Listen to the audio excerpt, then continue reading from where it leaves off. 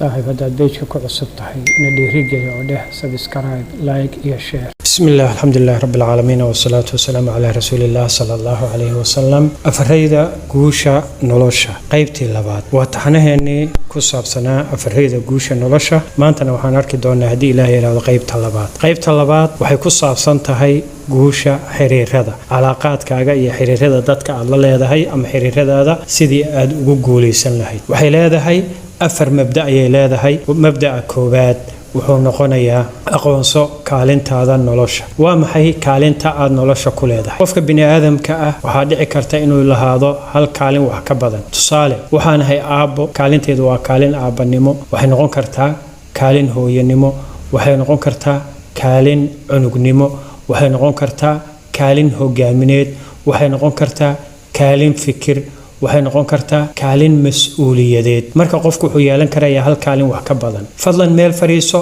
qor kaalimahaaga bulshada dhexdeeda ku leedahay qor sababtoo qofku wuxuu yeelan karayaa hal kaalin ah wax ka badan mabda'a labaad si kaalin walba xaqeeda sharciga ah si kaalin walba xaqeeda sharciga ah macnaheedu waa maxay waxa waaye marka aad tahay aabab tahay ama waalid aad tahay caruurtaada iyo ubadkaaga xuquuq bay kugu leeyihiin xaq sharciya ayay kugu leeyihiin xaqoodiisi haddaad tahay cunug aad tahayna waalidkii ku dhalay hadduu nool yahay iyo hadduu dhintayba xaq ayuu kugu leeyahay xataa hadduu dhintay xaq ayuu kugu leeyahay haddaad tahay zawj haddaad tahay ama lamaana aad tahay ama xaas aad tahay waajib baa kaa saaran darafka kale oo xaq ayuu kugu leeyahay marka cid walba oo xaq leh ama kaalin walba xaqa ay leedahay si kaalina ha ku seexan hana ku xadgudbin waxaad ogaataa mararka qaarkood waxaa dhacda dhalinyaradu in badan oo kamida inay waalidkood ama qoysaskoodii oo u baahan inuu waqtiga inta badan ku bixiyo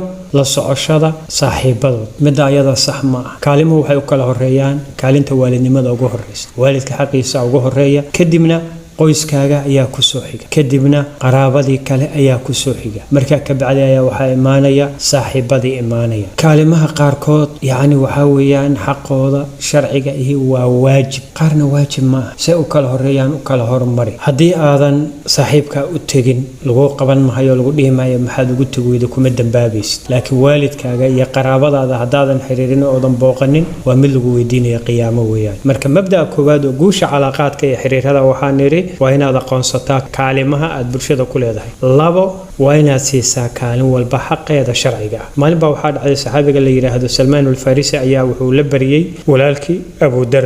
Darda habeenkii saqdhex markay tahay ayuu salaatu leeyl u kacay Salmaan baa wuxuu ku yiri seexo marka loo hadana kacay ka soo yiri seexo markii habeenkii badankiisi uu tagay ayuu soo kacay way wada kaceen salaadii bay tukadeen ka bacdi markii salaadii ay tukadeen baa Salmaan al-Farisi baa wuxuu ku yiri Abu Darda walaalkaygu ku yiri naftaadu xaq bay kugu leedahay ahalkaaguna xaq buu kugu leeyahay rabbigaana xaq buu kugu leeyahay cid walba oo xaq leh si xaqeeda ayuu yiri kadibna Abu Darda nabiga ayuu uga sheekay sallallahu alayhi wa sallam wixii dhaxmaray asaga iyo walaalkiisa Salmaan marka nabigu wuxuu yiri alayhi salatu wasalaam صدق سلمان رن أيوكو شاقي مبدأ الصدحات ومبادئ جوش حريرة وحاويان كنترول تصرفات كاجية فعل هذا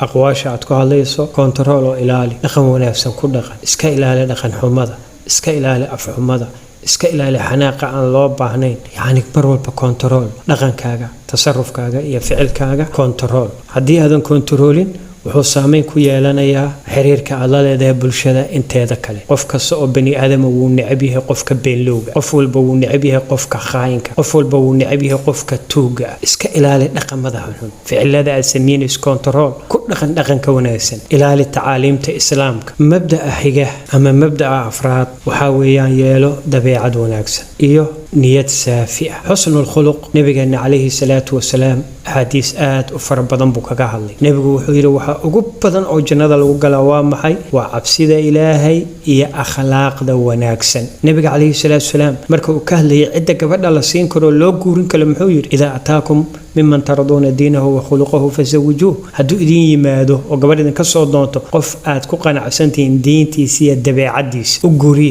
دبيعد وناسان وآساسك حرير هذا إن يقوليستان دبيعد هذا وناجي نبي محمد عليه الصلاة والسلام إلهي باكو أماني وحير وإنك لعلى خلق عظيم مركب حسن الخلق والغم مرمان